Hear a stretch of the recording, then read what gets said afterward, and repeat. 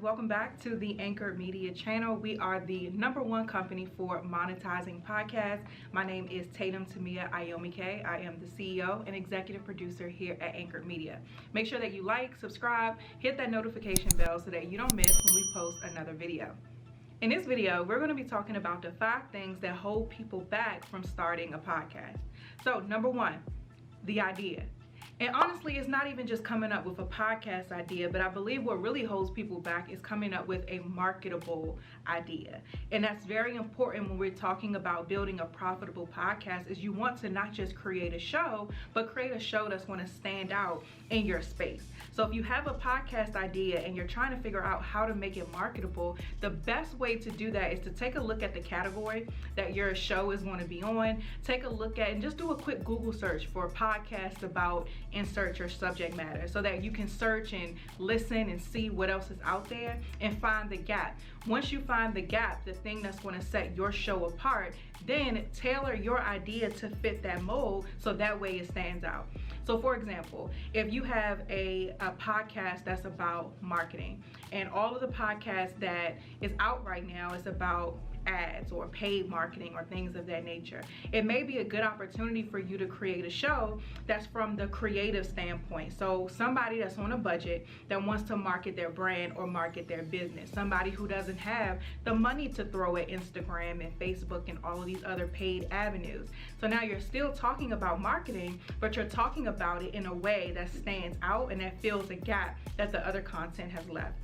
#2, people don't start podcasts because they feel like it's too technical, that they have to be some type of tech wizard or someone who has a huge amount of knowledge in a technical space in order to launch a show. And that's not true at all. There's so many different softwares and things that you can use to edit your show. You can outsource that all together. So you have companies like Anchor Media, or you can find a freelancer that's able to edit your podcast. So you don't even have to worry about that. You just stick with what you're the best at, which is talking about your area of expertise, and then you handle all of the technical side by outsourcing it to someone else. It doesn't take a lot of tech savviness in order to start a podcast. You just need the microphone. You need a software to record into, something like a GarageBand. It comes for free if you have an Apple device.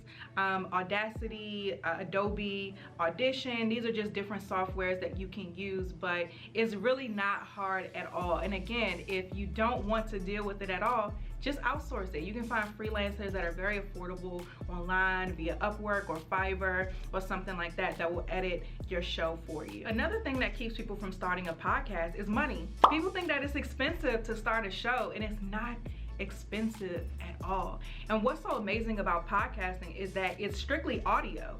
So you don't have to create a bunch of visual content to where you have to take photos and do graphics and learn how to design certain things. It's literally just your voice. And it's not expensive at all. The first microphone that I used when I started podcasting 4.5 years ago, the mic was $40. I upgraded to a $50 mic about 3 years after that. I also have a mic that's about $200 or so, and my favorite one is the $50 mic. It does what needs to be done. It's not super expensive. It's not super complicated. The audio sounds amazing, and it didn't cost me a lot. A great way when you're picking out a microphone is to just make sure that you're able to hear the audio or the type of sound that the microphone produces. A good thing to do before you buy is to make sure you're able to hear the audio that the microphone produces. So wherever you're finding it online via Best Buy or some type of electronic store or Amazon, just make sure that there's an example so that you know the type of audio that that microphone produces so that you can confidently buy. But it's not expensive at all. Another great thing is there's not a lot of upfront costs, but the payoff down the line is huge. So as you create more content and you grow your audience to the point where you can then get advertisers and things of that nature, or if you have a business that you're funneling your listeners into, it's going to pay off big. So that $40 that you spent on a microphone, like I said, the GarageBand software is free. Any of the other platforms are free. Hosting is anywhere, depending on where you go, between $10 to $20 a month. So the upfront costs are low. And then once you get those sponsors and once you start getting customers from your listener base, you'll start to make that money back times 10 very quickly. #4, a lot of people don't start podcasts because they don't like their voice. And I didn't realize this until I started working on the consulting side and helping people launch shows, where a lot of people just hate the sound of their voice. But guess what? Don't let that stop you. There's something very unique about your voice, and not just how it sounds on the microphone, but the message that you're trying to get out there. So don't let your personal insecurities about how your voice sounds keep you from getting that message out to the masses. When I first started, I did not listen to the podcast back because I too hated the sound of my voice. Now, after doing this for a while, I realized that there's something very distinct about my voice. I remember I was somewhere and I was talking and somebody recognized me from the podcast because of my voice.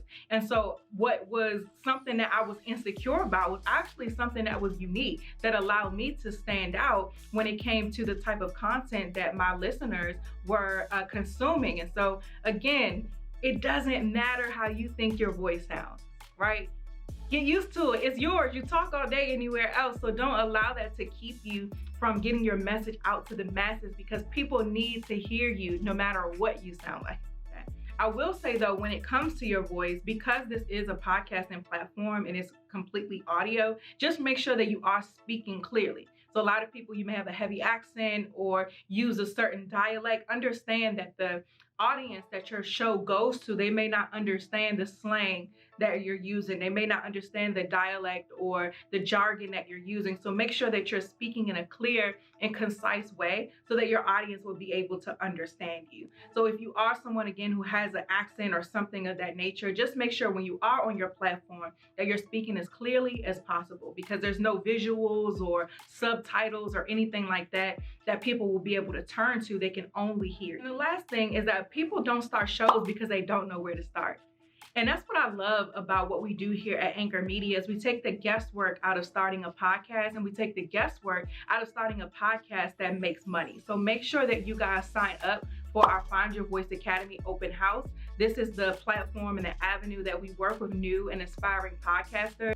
We have the replay from our last open house available right now, so you can click that link right there in the description box to learn about Anchor Media, what we do, how we work with people, what the Find Your Voice Academy is all about, and how you can be a part of it. So let's recap.